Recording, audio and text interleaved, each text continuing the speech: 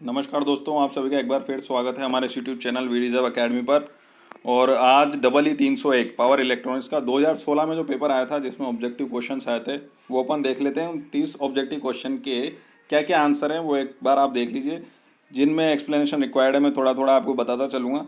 और उम्मीद है कि इनमें से आपको कुछ क्वेश्चंस कल देखने को मिल जाएँ। कल ही पेपर है तो आज रात को इस वीडियो को देखो पूरा और इन 30 क्वेश्चन के आंसर्स थोड़े से याद रख लो, थोड़ा समझ लो, क्योंकि कहीं ना किसी रूप में ये काम आ सकते हैं। तो आइए सबसे पहला क्वेश्चन देखते हैं। थायरिस्टर क्या है? थायरिस्टर के नाम में थायरिस्टर आ रहा है तो ये ट्रांजिस्टर तो नहीं है, ठीक है, क्योंकि ट्रांजिस्टर का प्रॉपर्टीज़ अलग होती है, थायरिस्टर की प्रॉपर्टीज़ एकदम अलग होती है। और क्योंकि एम्पलीफायर भी अपन इसको नहीं कहेंगे, क्योंकि एम्पलीफायर दो तीन अलग अलग पावर डिवाइसेस से मिलकर बनता है। तो थायरिस्टर ना ट्रांजिस्टर है ना एम्पलीफायर है, तो बी सी डी तीन ऑप्शन तो गए, बचा क्या? सिर्फ ए, कंट्रोल्ड स्विच। और ये हमें पता है कि कंट्रोल्ड स्विच है। क्यों? क्योंकि गेट पल्स देंगे तो ये टर्न ऑन होता है और ये कम्यूटेशन अपन इसको यूज़ करते हैं, फोर्स कम्यूटेशन, तो ये बंद हो जाता है। तो एक ऐसा स्विच है जिसे हम कंट्रोल कर सकते हैं। तो आंसर क्या हो गया? ए। दूसरे क्वेश्चन पे आ जाओ। एस सी आर का होल्डिंग करंट। अब होल्डिंग करंट के बारे में जो हमें पता है वो क्या है कि होल्डिंग करंट वो करंट होता है जिसके नीचे अगर एस सी आर का करंट आ जाएगा, जिसे अपन एनोड करंट भी बोलते हैं, तो एस सी आर बंद हो जाएगा। तो जाहिर सी बात है कि इससे नीचे आने पर अगर बंद हो रहा है तो ये चीज़ लेचिंग से ऊपर नहीं हो सकती, क्योंकि लेचिंग करंट खुद क्या होता है? लेचिंग करंट होता है जिसके ऊपर जाने पर एनोड करंट या एस सी आर का करंट लेचिंग करंट से ऊपर हो जाता है, तब वो टर्न ऑन कहा जाता है, तब आप गेट पल्स हटा सकते हैं। यानी अगर मान लो होल्डिंग करंट लेचिंग करंट से ऊपर हो तो बीच में कोई एक पोजीशन ऐसी आएगी जहां पर एनोड करंट या एस सी आर का करंट होल्डिंग से तो नीचे होगा और लेचिंग से ऊपर होगा। तो ये वाली सिचुएशन ऐसी होगी कि भाई एस सी आर बंद हो कि चालू हो। ठीक है ना? तो होल्डिंग करंट जो है वो हमेशा लेचिंग करंट से नीचे होता है। तो आंसर क्या हो जाएगा? बी। तीसरे क्वेश्चन पे आ जाओ आप। दो सेम एस सी आर हैं जो सीरीज में कनेक्टेड है और वो सीरीज एक लोड से कनेक्टेड है, और इन एस सी आर को 90 डिग्री पे फायर किया जाता है। तो आपको वोल्टेज अक्रॉस निकालना है लोड के।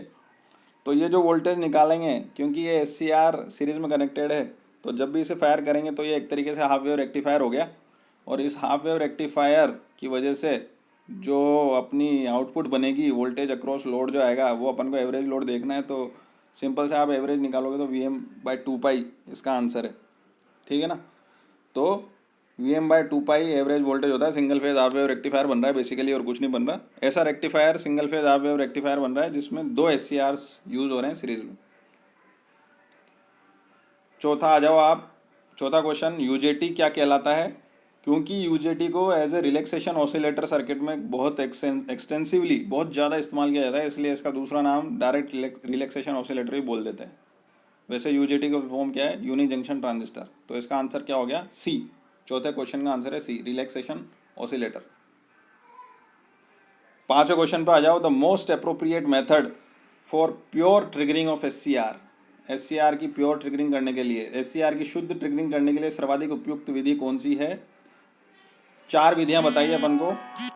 पल्स कंट्रोल, बायस कंट्रोल, फेज शिफ्ट कंट्रोल और बायस फेज शिफ्ट कंट्रोल। तो सबसे अच्छी जो ट्रिगरिंग होती है वो गेट से मानी जाती है, जो कि पल्स के माध्यम से होती है, गेट पल्स के माध्यम से। इसका आंसर क्या है? ए।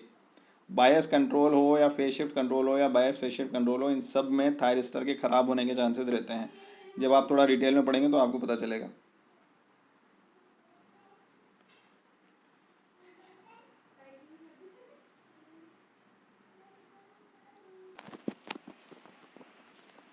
ठीक है, छठे क्वेश्चन पे आ जाते हैं। S C R can be turn off from on condition. On condition से एस सी आर को टर्न ऑफ करना है तो इन चारों में से क्या ऑप्शन यूज़ किया जाता है? भाई zero gate current. Gate current zero कर दोगे तो वो तो वैसे ही जीरो हो जाती है, जैसे एक बार लैचिंग करंट क्रॉस हो जाता है। जीरो गेट वोल्टेज करने पर भी कोई असर नहीं पड़ेगा, लैचिंग करंट हटते ही गेट वोल्टेज जीरो कर देते हैं, गेट करंट भी जीरो कर देते हैं। जंक्शन ब्रेक कर दें, जंक्शन तो पहले ही ब्रेक है क्योंकि एक सी आर कंडक्ट कर रहा है। तो सिर्फ और सिर्फ एक मेथड बचता है, क्या? फोर्स कम्यूटेशन का इस्तेमाल करके अपन थायरिस्टर को टर्न ऑफ करते हैं, कम्यूटेट करते हैं। तो सिक्स का आंसर हो जाएगा बी। सेवंथ क्वेश्चन पे आ जाते हैं। एस सी आर को फायर करने का बेस्ट मेथड क्या है? एस सी आर की सर्वोत्तम फायरिंग विधि है अलग अलग तरीके से की जाती है, आर से, आरसी से, यूजेटी, पेडेस्टल रैम से। पर यूजेटी जो है वो बेस्ट मेथड है, क्योंकि इससे जो पल्सेस बनती है वो गेट पल्स में एकदम अप्रोप्रिएटली डाली जा सकती है। तो 7th क्वेश्चन का आंसर हो जाएगा क्या, सी। तो ये अपना 7वां क्वेश्चन हो गया। 8वें क्वेश्चन पे आ जाते हैं। Output ripple factor of 3 phase half wave rectifier. तो ये तो डायरेक्ट डाटाबेस क्वेश्चन है। अगर आप लोग इसको निकालना चाहेंगे तो बहुत टाइम लग जाएगा, तो ये छोटी मोटी चीज़ें हैं जिनको आप याद रखिए। 8वें का आंसर हो जाएगा अपना क्या, सी, 0.17 रिपल फैक्टर होता है output ripple factor 3 phase half wave rectifier का। किस रेक्टिफायर की मिनिमम एफिशिएंसी होगी? 4 ऑप्शन दिया अपन को, 6 phase, 3 phase half wave, 3 phase bridge और सिंगल फेज फुल वेव। तो देखो, सबसे पहली बात तो ये कि जितने ज़्यादा फेज़ होते हैं उतनी अच्छी एफिशिएंसी होती है।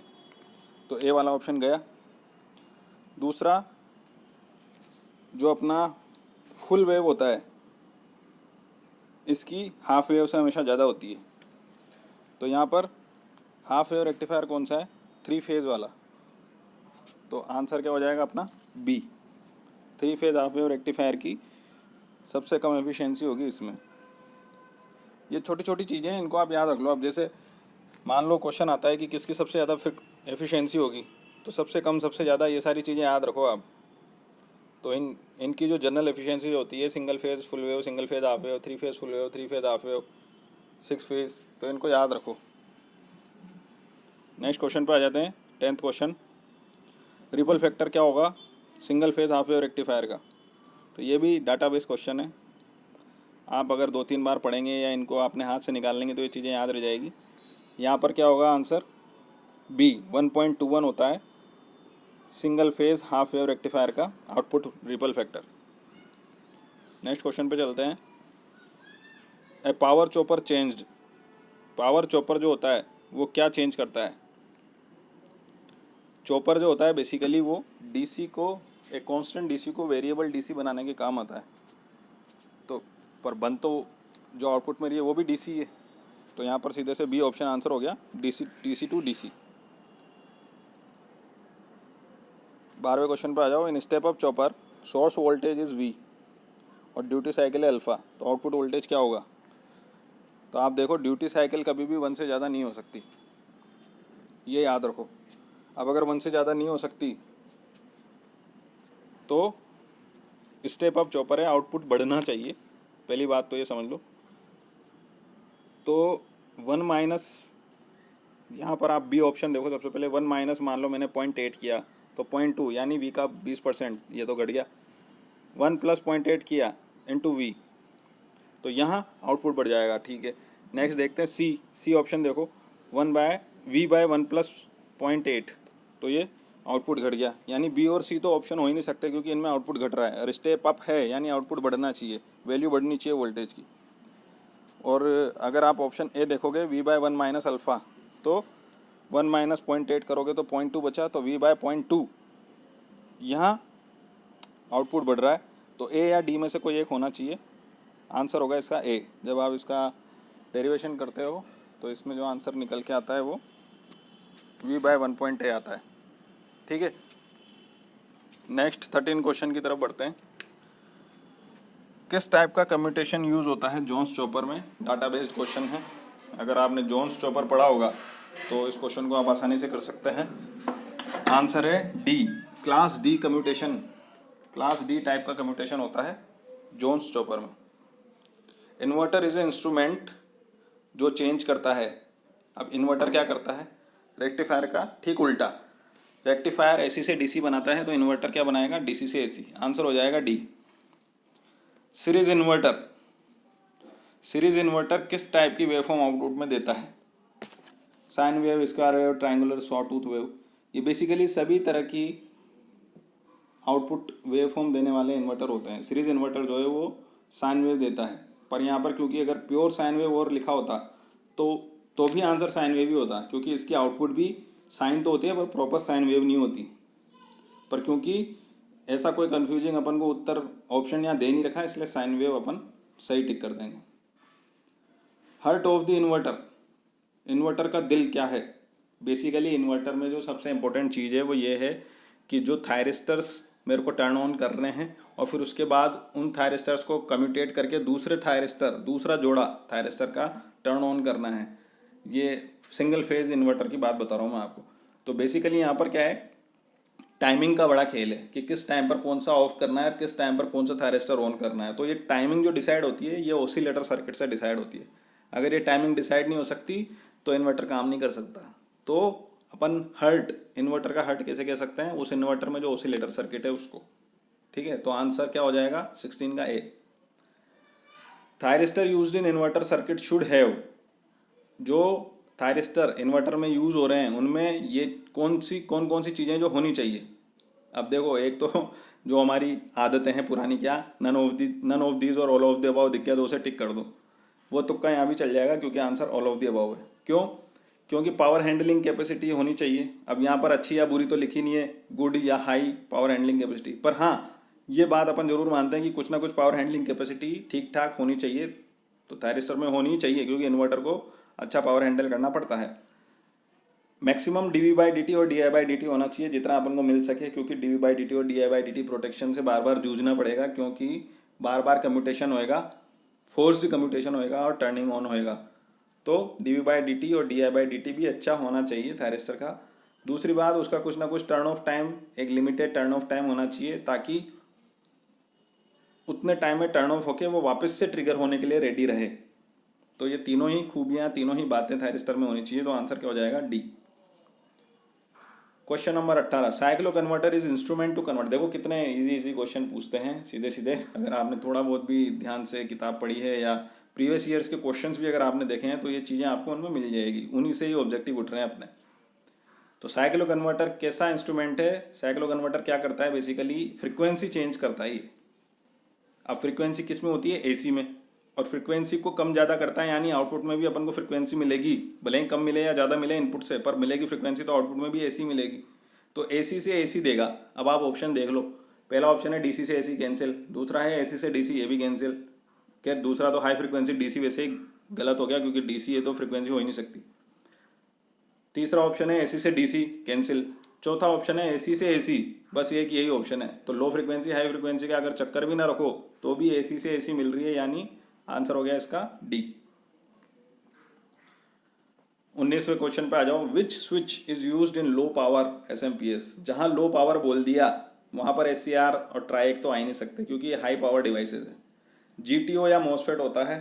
तो SMPS में जो यूज़ होता है मोस्टली MOSFET यूज़ होता है, और लो पावर बोल रहा है तो MOSFET सही आंसर हो जाएगा अपना। 19 का हो जाएगा B. Advantage of SMPS, switch mode power supply. SMPS बोले तो स्विच मोड पावर सप्लाई। क्या एडवांटेज है इसकी? अब देखो यहाँ भी ऑल अबाव लिख रहा है तो आप इसे टिक लगा सकते हैं।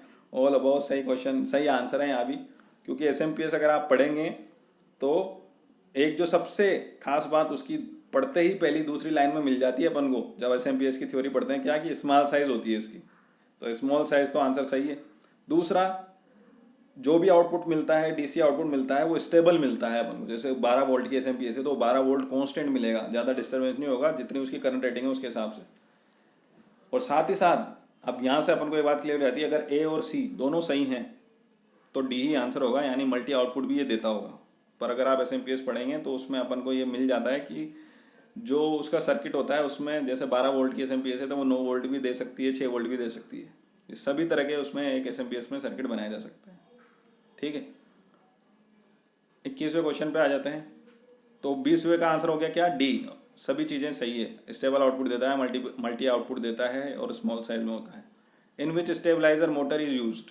अब यहाँ भी ऑल अबाउ दिख रहा है अपन को, पर यहाँ पे ये सही नहीं है क्योंकि AC स्टेबलाइजर में मोटर किस में यूज़ होती है? वो सिर्फ वहीं यूज़ हो सकती है मोटर, क्योंकि मोटर एक मैकेनिकल आउटपुट देती है।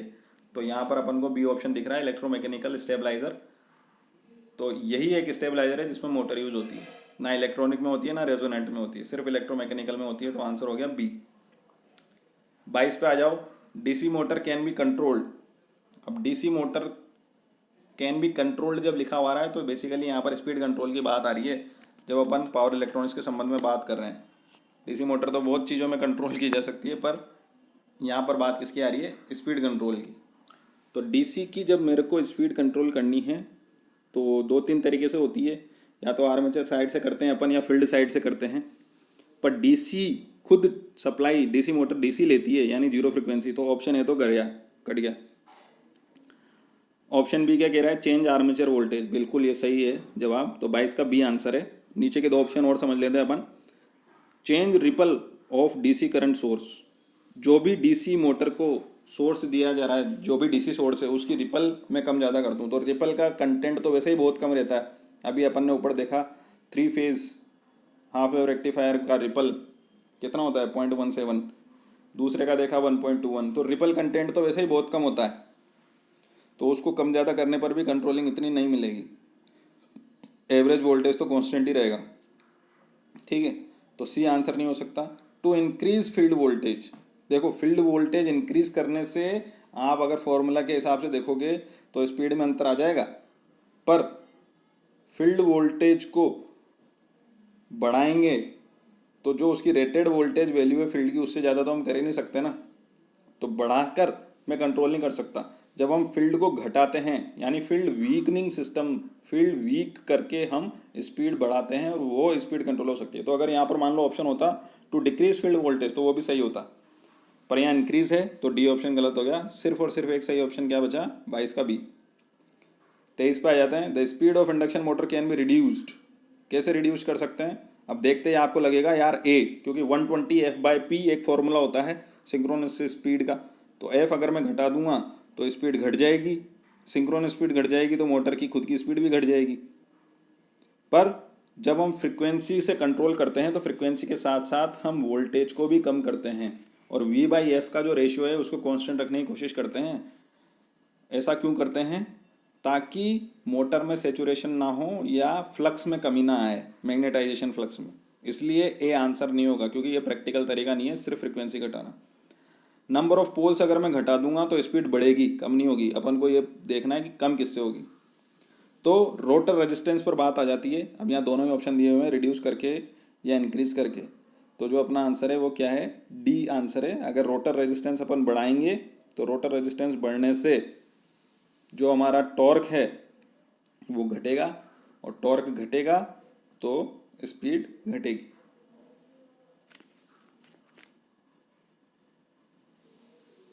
सॉरी, रोटर रेजिस्टेंस बढ़ाने से टॉर्क बढ़ेगा, और टॉर्क बढ़ेगा तो कम स्पीड जब होती है तो ज़्यादा टॉर्क आउटपुट मिलता है अपन को मोटर से। ये अगर आप मोटर दोबारा से पढ़ेंगे थोड़ा ढंग से तो आपको ये पता चल जाएगा, इसको समझना कोई दिक्कत नहीं है, टॉर्क स्लिप कैरेक्टरिस्टिक से आप समझ सकते हैं, ठीक है। तो 23 का आंसर क्या हो गया, डी। 24वें क्वेश्चन पे आ जाते हैं, ट्रायक इज ए, ट्रायक क्या है। तो ट्रायक का स्ट्रक्चर आपको देखना है, सारी बात क्लियर हो जाएगी। ट्रायक एक 4 लेयर 3 टर्मिनल डिवाइस है। अब आप देखिए 4 लेयर 3 टर्मिनल अपने पास दो ऑप्शंस में आ रहा है, ए और बी में। 2 टर्मिनल तो है नहीं क्योंकि ट्रायक में गेट पल्स देते ही देते हैं। 3 लेयर नहीं है क्योंकि PNP नहीं है, PNP तो ट्रांजिस्टर होता है। यहाँ पर 4 लेयर हैं कम इसमें अपने ट्रायक में, तो सी और डी तो वैसे गया। अब 4 लेयर 3 टर्मिनल के साथ बी ऑप्शन में लिख रखा है 3 जंक्शन डिवाइस, तो ये 3 जंक्शन नहीं होता है, ये ज़्यादा जंक्शन होते हैं इसमें, क्योंकि एक एन का हिस्सा थोड़ा सा ऊपर भी होता है, 2 एन के टुकड़े नीचे भी होते हैं, तो इस तरीके से मल्टीपल जंक्शन हो जाते हैं इसमें। तो हमारा चॉइस का आंसर क्या हो जाएगा, सिर्फ और सिर्फ ए, कि 4 लेयर 3 टर्मिनल डिवाइस तो बोली जा सकती है, पर 3 जंक्शंस होते हैं ये नहीं कहा जा सकता, तो बी गलत हो गया। तो चॉइस का आंसर हो गया ए। 25वें पे आ जाओ, डायक क्या है। डायक एक 3 टर्मिनल डिवाइस है, बी ऑप्शन की बात कर रहा हूँ, नहीं। यूनी डायरेक्शनल है, नहीं। डायक है दोनों डायरेक्शन में, डायक नाम ही उसलिए इसका डायक है। बाई डायरेक्शनल स्विच होता है ये। और 3 टर्मिनल 4 लेयर 3 जंक्शन डिवाइस, बिल्कुल गलत, 3 टर्मिनल होते ही नहीं है, तो बी और डी तो वैसे ही कैंसिल हो गया, और सी इसलिए कैंसिल हो गया क्योंकि डायक में दोनों डायरेक्शन में करंट फ्लो हो सकता है, तो 25 का आंसर हो गया ए, ये एक बाई डायरेक्शनल स्विच है। Duty cycle of chopper is, 26वां क्वेश्चन आ जाओ। ड्यूटी साइकिल क्या होती है चॉपर की। ड्यूटी साइकिल जैसे अभी अपन ने ऊपर भी बात करी थी, ड्यूटी साइकिल क्या कहलाती है। ड्यूटी साइकिल और कुछ नहीं है, ये बेसिकली टोटल बंद और चालू, टी ऑन और टी ऑफ, ये टोटल टाइम हो गया किसी भी स्विच के लिए। चॉपर का स्विच है, जैसे मान लीजिए चॉपर में स्विच होता है जिसको ऑन ऑफ करके अपन आउटपुट को चॉप करते हैं, काटते हैं, तो T on plus T of, ये तो टोटल टाइम हो गया अपना। जितनी देर ऑन रहा, जितनी देर ऑफ रहा, कोई भी स्विच। इसमें से ऑन का टाइम क्या था, उसका रेशियो, यानी आंसर हो जाएगा क्या अपना A, T on by T total. और वो टी टोटल क्या है, बेसिकली ऑन और ऑफ का जोड़। ठीक है, तो आंसर क्या हो गया 26 का ए। 27 पे आ जाओ। टाइम डिले सर्किट में डिले टाइम किसके बराबर होता है, तो ये सीधा सा डायरेक्ट फॉर्मूला है basically, R C L N upon one upon one minus N. इसमें एन जो है ये जनरली अपन टाइम डिले सर्किट जो बनाते हैं, अगर मान लो यूजेटी का इस्तेमाल कर रहे हैं तो ये एन जो होता है वो यूजेटी का कांस्टेंट होता है, और ये फॉर्मूला भी यूजेटी के लिए होता है। क्वेश्चन थोड़ा सा अधूरा टाइप हो गया है, पर ये जनरल फॉर्मूला भी टाइम डिले, किसी भी टाइम डिले सर्किट के लिए आ जाता है जिसमें एन एक कांस्टेंट होगा।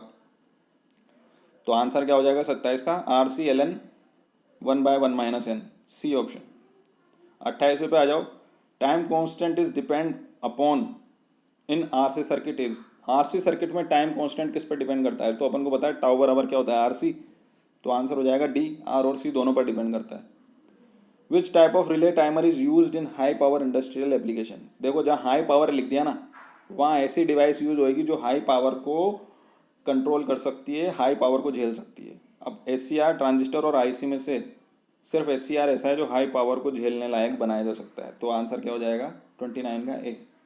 नहीं तो टाइमर सर्किट या रिले टाइमर ट्रांजिस्टर बेस्ड भी होते हैं, आईसी बेस्ड भी होते हैं, पर हाई पावर की जब बात आ गई तो वो सिर्फ एससीआर होगा, तो आंसर हो जाएगा ए।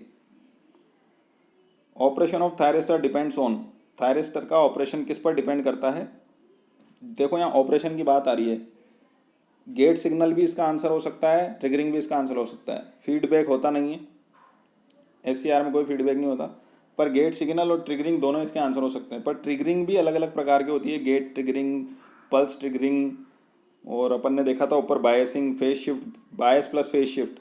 तो ट्रिगरिंग के आधार पर ऑपरेशन डिसाइड नहीं होता, पर गेट सिग्नल की आप कितनी वैल्यू दे रहे हो, अगर गेट सिग्नल कम है तो हो सकता है वो ट्रिगर होने में ज़्यादा टाइम ले, अगर गेट सिग्नल थोड़ा ज़्यादा है, नॉमिनल से ज़्यादा है, तो हो सकता है ऑपरेशन फास्ट हो जाए। तो यानी ऑपरेशन जो है थायरिस्टर का वो गेट सिग्नल पर निर्भर करता है, तो आंसर क्या हो जाएगा 30 का ए। ठीक है, तो इसी तरीके से आगे भी अपन और सब्जेक्ट के मैं आपको एक रात पहले वीडियो डालता रहूँगा, ताकि आप उन 30 क्वेश्चंस को तो देख लें, समझ लें, जिनमें से क्वेश्चन आने की डायरेक्ट संभावना है। तो ये अपने 30 क्वेश्चन हो गए पावर इलेक्ट्रॉनिक्स के, अच्छे से तैयारी करें, इनको रिवाइज करें और कल पेपर में अच्छा परफॉर्म करें। और जैसा कि अभी पता चल रहा है आप लोगों की, आपके मित्रों से भी बात हो गई होगी, ओएमआर नहीं आ रही है, आपको सीधे अपने आंसर बुकलेट में ऑब्जेक्टिव क्वेश्चन के भी आंसर लिखने हैं, 1 का है, 2 का है। पर यहाँ दिक्कत क्या हो रही है कि क्वेश्चन नंबर जैसे 1 आया जिसमें 30 क्वेश्चन है ऑब्जेक्टिव के, उसके बाद क्वेश्चन 2, 3, 4 से लेकर 9 तक आएंगे जो सब्जेक्टिव क्वेश्चन होंगे। तो मान लीजिए आप क्वेश्चन 6 का आंसर लिख रहे हैं, तो फ्लो में आप क्वेश्चन 6 आंसर ए लिखाएंगे, और फिर बाद में वापस जब सब्जेक्टिव का आएगा तो उसके लिए भी क्वेश्चन 6 या आंसर 6 लिखेंगे। तो थोड़ी सी स्ट्रेटेजी ऐसी अपनाएं, थोड़ा सा दिमाग लगाएं कि आंसर 1.1, 1.2, 1.3, 1.4 इस तरीके से लिखें ऑब्जेक्टिव में, ताकि ये बात साफ साफ हो सके कि जो ए बी सी डी आप आंसर दे रहे हैं वो ऑब्जेक्टिव वाले हैं। और इसके अलावा जो आप 2 से लेकर 9 तक जो भी क्वेश्चन का आंसर लिखते हैं वो सब्जेक्टिव वाला है। ठीक है, तो बहुत बहुत धन्यवाद। देखते रहिए, सीखते रहिए और लगातार प्रैक्टिस करते रहिए only with VD's academy. Thank you.